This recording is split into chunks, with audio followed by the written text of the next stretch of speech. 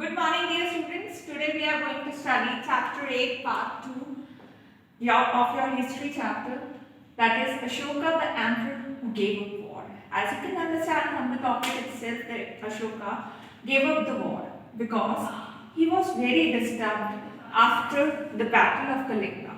जब वो कलिंगा से वापस आया था तो वो बहुत ज़्यादा डिस्टर्ब था क्योंकि वहाँ पे उसने the violence and bloodshed made him sorrowful.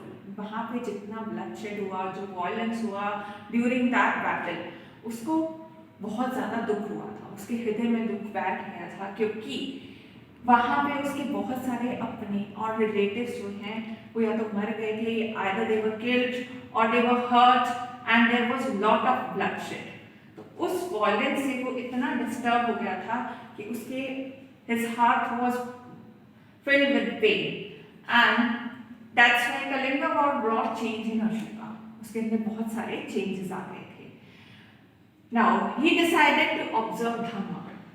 अब उसने सोचा कि मैं कभी भी bloodshed नहीं करूँगा, मैं कोई violence नहीं करूँगा, तो उसने सोचा कि मैं धम्मा को अपनाऊँगा. Now what is the word Dhamma mean? It means that Dhamma is a प्राकृतिक word जो language use किया करता था, regional language. इंस्क्रिप्शंस के लिए वो थी प्राकृत.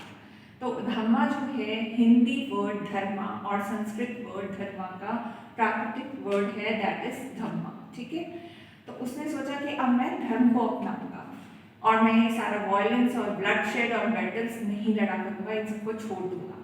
ही believe that winning people through Dhamma is better. उसने सोचा कि लोगों को मार के जीतने से अच्छा लोगों के दिल जीते जाए, और वो भी धर्म को अपना के. उसने ये सोचा कि अब मैं लोगों को दिल जीता करूंगा और वो भी धर्म से. नाउ व्हाट वाज अशोका's धर्म? अशोक का धर्म क्या था? What did he teach in his धर्म, और वो इंस्क्राइब क्या करवाया करता था? It did not involve worship of God और सैक्रिफाइसेस. अशोका के धर्म में किसी भी गॉड की वर्शिप या सैक्रिफाइसेस नहीं आते थे. He was inspired by the teachings of Buddha. उसको किसने इंस्पायर किया था? बुद्धा की टीचिंग्स ने. और उसमें in his empire people follow different religions. उसने अपने एम्पायर में लोगों को ये परमिशन दी थी कि वो डिफरेंट रिलीजन्स फॉलो कर सकते हैं. Animals were sacrificed, slaves were ill treated and quarrels in families. But फिर भी उसके एम्पायर में क्या था? बहुत सारे एनिमल्स को सैक्रिफाइस किया जाता था. जो स्लेव्स थे, जो सर्वेंट्स थे, उनके साथ इल ट्रीटमेंट होता था, और क्वेरल्स रहती थी फैमिलीज में, जो कि लोग डिफरेंट रिलीजन्स को अपनाते थे. So he felt that it was his duty to solve these problems. उसने सोचा कि जो मेरे एम्पायर के लोग हैं तो उनकी ये सारी प्रॉब्लम सॉल्व करने का मेरी ड्यूटी है, मैं इनको सॉल्व करूँगा.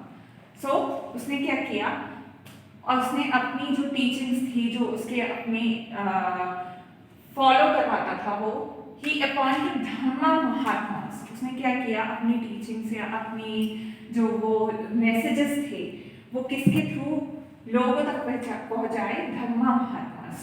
उसने बहुत सारे धर्म के महात्माओं को चुना, वो जो डिफरेंट प्लेसेस पे ट्रेवल करते थे और लोगों को उसके मैसेजेस बताते थे अशोका के. Now he spread his ideas in Sri Lanka, Syria, Greece and Egypt. उसने ये जगह जगह भेजे. ये लोग धम्मा महात्मा जो थे उन्होंने उसने Sri Lanka, Syria, Greece and Egypt में भेजे, और ये वहाँ पे जाके अशोका के मैसेजेस जो थे वो स्प्रेड करते थे. Now Ashoka's messages to his subjects, जो उसके लोग थे, वो क्या मैसेज देता था लोगों को? वो कहता था कि रिलीजन को फॉलो करो या ना करो, रिस्पेक्ट अदर्स रिलीजन. दूसरों के रिलीजन को हमें हमेशा रिस्पेक्ट करना चाहिए. Respect your elders. आपके घर में जितने भी आपके एल्डर्स हैं, बड़े लोग हैं, हमें उनका रिस्पेक्ट करना चाहिए. B gentle with slaves and servants. Slaves और सर्वेंट्स के साथ कोई इल ट्रीटमेंट नहीं होना चाहिए, उनके साथ कोई बुरा व्यवहार नहीं होना चाहिए, हमें उनके साथ जेंटल रहना चाहिए. Give gifts to monks and brahmins. जो ब्राह्मण्स थे, जो अदर रिलीजन्स फॉलो करते थे, जो ब्राह्मण्स को मानते थे और जो खुद बुद्धिज्म को मानता था, तो उसमें जो मॉन्क्स हुआ करते थे वो कहता था कि हमें उनको टाइम टू टाइम गिफ्ट्स देने चाहिए. Treat all creatures with compassion. हमें सारे क्रिएचर्स, जितने भी क्रिएचर्स हैं, उनको कंपैशनली, काइंडली ट्रीट करना चाहिए.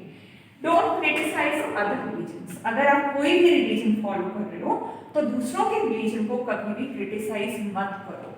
सो दीज वर द अशोका's धर्मास, जो उसने पिलर्स और रॉक्स पे भी इंस्क्राइब किए messages, and he followed Buddhism and he was completely, किससे वो इंस्पायर्ड था? बुद्धिज्म से। So this was Ashoka's Dhamma, and hope you have understood the chapter. Now your homework is to do back exercises of this chapter. Thank you. Have a nice day.